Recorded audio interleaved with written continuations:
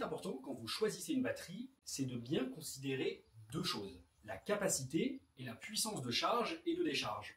On a souvent tendance à comparer les batteries uniquement sur leur capacité. Et ce qui est important de savoir, c'est que la capacité, c'est un petit peu comme un réservoir. Et la puissance de charge et de décharge, c'est un peu le débit pour remplir ce réservoir.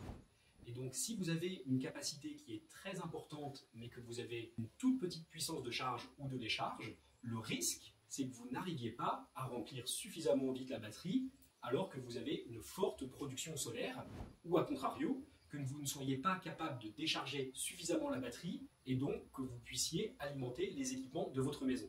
Donc finalement, vous pouvez avoir une grosse batterie en termes de capacité, mais elle ne sera pas forcément très utile, ou en tout cas, vous n'allez pas en tirer le maximum de sa capacité.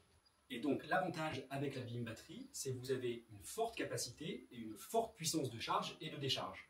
Vous pouvez avoir une capacité de 6,6 kWh avec 2 modules, de 10 kWh avec 3 modules, ou de 13,4 kWh avec 4 modules. Et quelle que soit la capacité de la batterie, vous aurez toujours la puissance de charge et de décharge qui sera de 6000 watts. Justement, la différence d'une BIM batterie avec des batteries qu'on appelle plug and play, c'est cette puissance. La batterie BIM, elle est directement reliée via le coffret de protection AC au TGBT. Elle peut donc se charger et se décharger avec une très forte puissance, ici de 6000 watts. Les plus petites batteries, qu'on appelle les batteries plug and play, qui font entre 1 et 3 kWh, elles se branchent directement dans une prise et du coup, elles doivent respecter un certain nombre de limitations de puissance pour ne pas faire surchauffer les circuits électriques. Généralement, c'est limité à quelques centaines de watts. Il faut suivre les mêmes règles que les règles du guide de l'ADEME pour les installations solaires plug and play.